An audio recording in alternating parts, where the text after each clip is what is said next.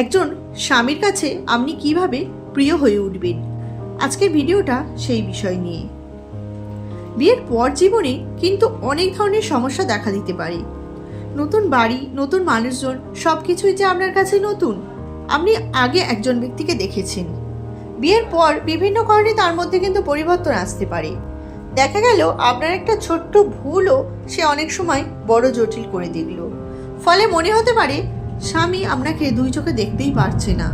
হ্যাঁ, বাস্তব জীবনে আমাদের অনেকের সাথে এরকম ঘটনা ঘটে চলেছে। আদার্স লোকজনদের কথা শুনে অনেক স্বামী কিন্তু এই প্রবলেমটা তৈরি করে তার স্ত্রীর সাথে।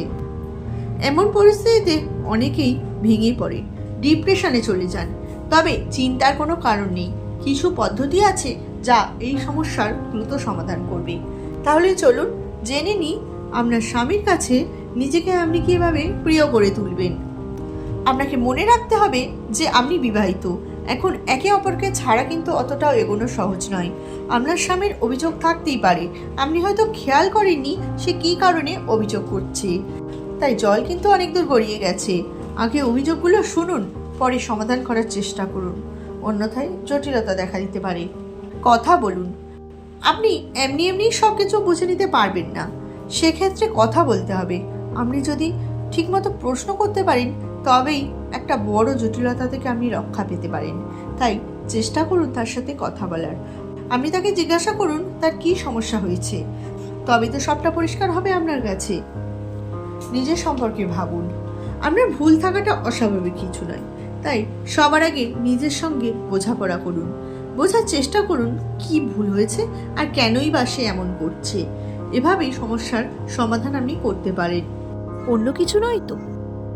স্বামীর এই ধরনের আচরণ অনেক সময় মনের মধ্যে জটিলতা তৈরি করে দেয়। এবার প্রশ্ন হলো, অনেক ক্ষেত্রে স্বামীর এই ব্যবহারের পেছনে অন্য অনেক বিষয় থাকে। আপনাকে সেই বিষয়টা খেয়াল রাখতে হবে, তবে আপনি সমস্যার সমাধান করতে পারবেন। সময় দিন। এখন সকলেই চাকরি করে, এই ফাঁকে সময় পাওয়াটা সত্যিই খুব কঠিন। তবে ব্যস্ততার মাঝে আপনাকে সময় খুঁজে বার করতে হবে। তাই চেষ্টা করুন যতটা সম্ভব নিজের জন্য সময় বের করতে। কোথাও ঘুরতে যান, দেখবেন আপনি ভালো আছেন। ঘটনাগুলোর সাথে আপনাদের জীবনে যদি কোনো মিল পাওয়া যায় তাহলে আমাকে কমেন্ট বক্সে কমেন্ট করে জানাবেন। ভিডিওটা ভালো লাগলে লাইক, শেয়ার ও সাবস্ক্রাইব করে আমার পাশে থাকবেন। ধন্যবাদ।